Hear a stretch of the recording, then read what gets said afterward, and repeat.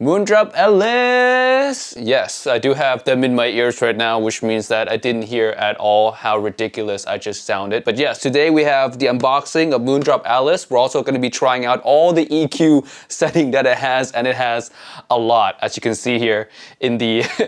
That's not a bunch of different IEMs, that's just the Alice. And also in the same video, the Tangzu Wan'er. My pronunciation on this is probably really wrong, so don't come at me. But yeah, the $20 new, pretty nicely tuned IEM. Hey friends, welcome back to Navion Gears Audio, and today we have the unboxing of the Moondrop Alice and the Wan'er by Tangzu. This is $189, this is $20. Let's start off with the Alice first. Here's the front of the box. You can see Moondrop Alice and the new waifu. And this is the back of the box with more information on the IEM and the graph. Pull open. The Alice sits in there like so, alongside the charger case. Now the charger case, first glance to me, looks about maybe the same size as the Moondrop Sparks, maybe a little bit smaller. Now underneath this, you get a box for accessories and, oh look, a protective case for the carrying case. Yeah, here the Alice up close. Now to first glance, it does look kind of big and bulky, but I have tried this on and it sits pretty nicely flush and it looks pretty good. Now what we're going to do is I'm gonna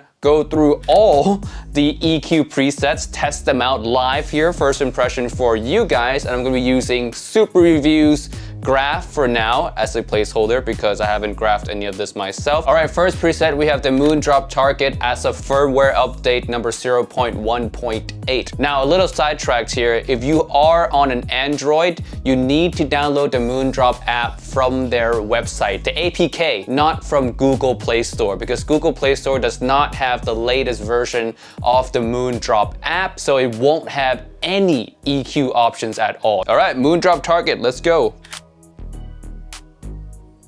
Honestly, pretty good. There's a lot of energy to the vocals though, especially female vocals. The decay especially, or the timbre of the vocal sounds a little bit, you can say grainy, like in a way, not the smoothest, but it is very clear, like high clarity you can say. Overall, I would say pretty good. I would even go as far as saying great. Next is Austria.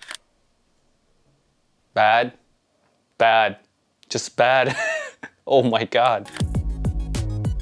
Better than Austria, but still no. There's still peaks in weird places that it kills any naturalness the timbre is supposed to have. Next is Hokkaido.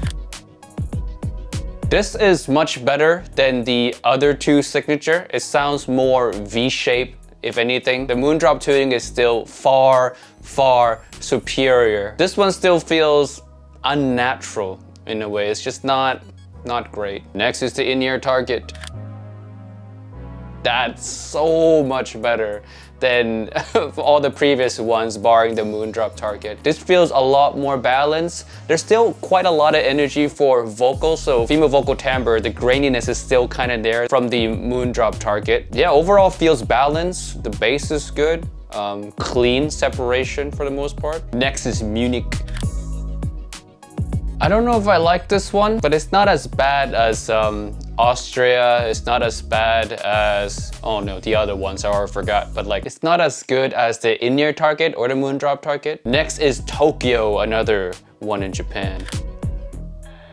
Just bad. Vienna.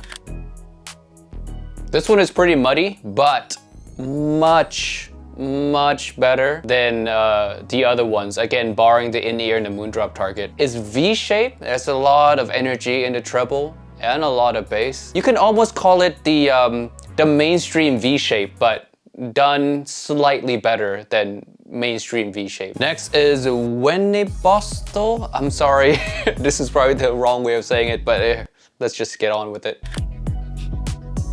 This one's not bad. This in a way reminds me of S12, but a little less refined S12. I kind of like the S12 style better than this. But you do get the extra sense of headroom that, you know, if you're ever tried the S12, it's kind of similar to that. I would say it's third place. It's third place. The in-ear Target, the Moondrop Target, and this one.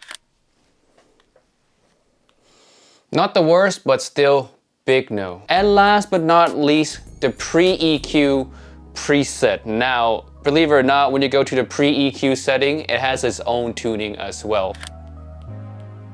This kind of reminds me of the Moondrop Target. That being said, it's pretty good. I would put this one as the new 3rd place and move that the city down to 4. All right, wow, that was a long test of the Alice first impression, but yeah, there's a lot of different settings, but as you can see, only 4 are worth listening to, at least in my personal opinions. All the other ones were not only wacky, strange, but just not good in general. But if I just take the 4 good tuning, or maybe just the top 2 tuning, the Moondrop Target and also the in-ear Target, the Moondrop Alice is actually tuned pretty dang well. I would say it is better than the Kato. Now, I'm comparing it to the Kato because Moondrop said themselves that the Alice shares the same driver as the Kato, and from that perspective, it is tuned better than the Kato. I prefer this tuning over the Kato